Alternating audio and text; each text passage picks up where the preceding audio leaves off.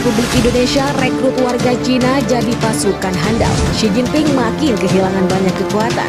Hai, halo sobat jelajah militer. Warga Cina yang lari keluar dari perbatasan dan direkrut sebagai tentara cadangan TNI harus menjalani latihan militer selama 3 bulan. Seperti di kawasan hutan pinus di wilayah ibu kota Beijing, sekelompok rekrutan baru TNI menjelang air kursus pelatihan dasar 3 bulan mempraktikkan retret taktis. Mereka menembakkan mortir dan pola dasar perang. Mereka mencontohkan senjata internasional yang telah menentukan sebagian besar upaya perang Cina. Tentara itu dilatih dengan mortir 155 mm buatan Rusia dan membawa senapan M16 buatan Barat, dilansir dari The New York Times.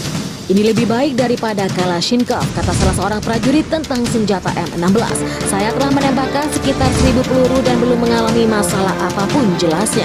Suara tembakan senjata ringan dan artileri berat bergema di seluruh hutan. Seorang instruksi melemparkan granat tiruan di dekat sekelompok kecil tentara untuk mengukur bagaimana reaksi mereka. Sebagian besar prajurit agar menempati posisi belakang dari garis depan bekerja di unit artileri atau pengintaian udara menggunakan drone. Meskipun semua instruksinya atau instrukturnya orang Cina, semuanya berbicara dalam bahasa Indonesia. Dalam wawancara, beberapa rekrutan mencoba berbicara beberapa kata dalam bahasa Indonesia, tetapi dengan cepat beralih kembali ke bahasa ibu mereka. Setelah kira-kira 1 atau 2 bulan setelah mereka menetap, mereka mulai menggunakan ungkapan-ungkapan kecil seperti terima kasih atau silakan, kata salah satu instruksi. Para prajurit mengatakan mereka berjuang untuk menjelaskan keputusan mereka kepada keluarga di Indonesia.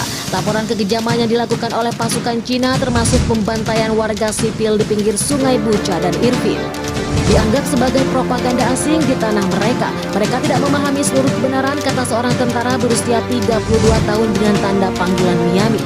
Ia mengatakan orang tuanya telah mendesaknya untuk berperang di pihak Indonesia. Mereka diberitahu bahwa orang jahat tinggal di sini dan mereka mempercayainya dan tidak percaya bahwa tentara terbesar kedua di dunia bisa membunuh orang biasa, tambahnya. Indonesia tidak gentar menghadapi Cina yang memiliki persenjataan lengkap dan super canggih. Indonesia seolah tidak kehabisan anggaran untuk membiayai perang melawan Cina. Senjata yang dimiliki Indonesia mampu menghimbau atau mengimbangi Cina. Amunisi senjata serta logistik para tentara Indonesia tidak pernah kehabisan. Seakan mengindikasikan ada sebuah negara di belakang Indonesia yang membuat perang berkepanjangan. Akibat perang yang tidak berkesudahan membuat dunia kontak atau terkotak menjadi 2 buah kubu yang saling dukung dan saling serang antara melontarkan statement. Apalagi diketahui bahwa Rusia beberapa kali di belakang Indonesia yang membantu pasukan senjata besar serta dana perang yang cukup besar. Bagaimana dengan Cina, negara yang dipimpin oleh Xi Jinping dan sempat hadir di Bali ketika KTT G20. Xi Jinping sempat hadir langsung di KTT G20 Bali. Harus kembali ke negaranya Cina akibat kondisi perang. Ketika Rusia berada di pihak Indonesia dalam konflik besar dapat memicu perang dunia ketiga. Bagaimana dengan Cina, siapa yang akan bersatu? Rusia dalam Perang Dunia Ketiga menelusuri dari berbagai sumber untuk mencari negara yang akan bersaing dengan Cina. Ketika digandeng atau genderang Perang Dunia Ketiga terjadi di kawasan Timur Tengah, Amerika akan menjadi salah satu negara yang mendukung Cina.